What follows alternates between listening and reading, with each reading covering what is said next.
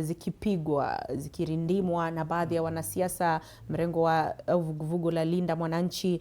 Vile vile tumeona upande wa serikali ukivuta ngozi upande wake, upinzani pia vile vile. Siasa hizi ambazo zinaendeshwa sasa, Alenga, unadhani kwamba ni siasa ambazo zinashughulikia masuala ya wananchi, au ni siasa ambazo ni maandalizi ya mwaka 2027, kila mwanasiasa, kila mrengo ukihakikisha kwamba umejipa kipaumbele ifikiapo mwaka wa 2027?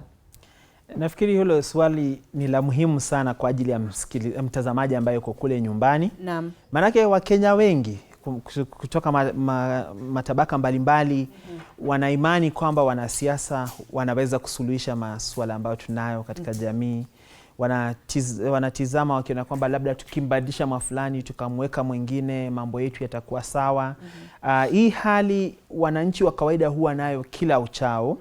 Lakini wanapofika wakati ambapo wanakwenda kuwachagua viongozi, unapata kwamba wananchi hawa wenyewe kidogo wanajirudisha nyuma. Manake wale ambao labda wangestahili kupigiwa kura sio wale ambao huchaguliwa. Na wale ambao huchaguliwa ni wale ambao wameweza kununua ile kura, kwa lugha tu ya kurahisisha mambo. Wamenunua kura, wametoa pesa zao, na basi wanakuwa viongozi.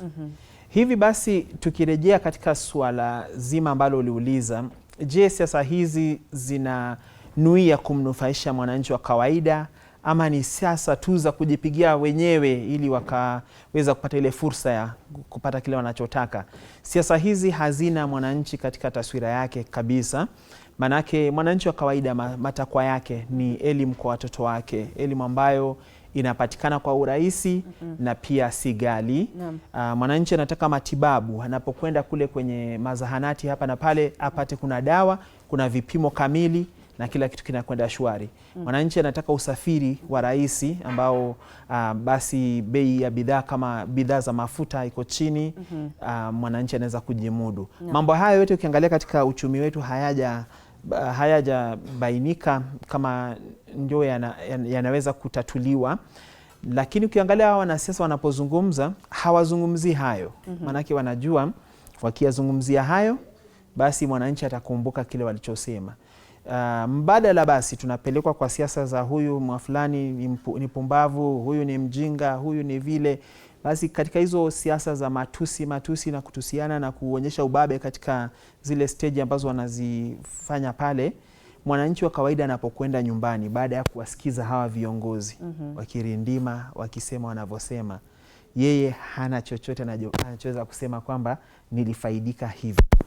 Basi nafikiri mwito zaidi lazima utoke kwa mwananchi wa kawaida, kumwelekeza mwanasiasa ajue haya ndio nataka uzungumzie, haya ndio nataka uyagusie, hayo ya kwako na vita vyako na mwenzako usiniletee mimi, lakini unisuluhishie haya ninayotaka.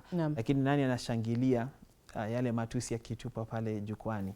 Ni mwananchi wa kawaida. Mwananchi wa kawaida. Basi mwanasiasa anaona kwamba niliwatumbuiza vizuri, wakiniita tena hivyo hivyo. Asante sana Bwana Alenga kwa kauli hiyo. Bila shaka ni mchanganuzi wa sera, vile vile mchanganuzi wa masuala ya uongozi. Unazidi kufuatilia TV47 habari. Mustakabali wa taifa ndio mada yetu hii leo, tukichanganua na kupambanua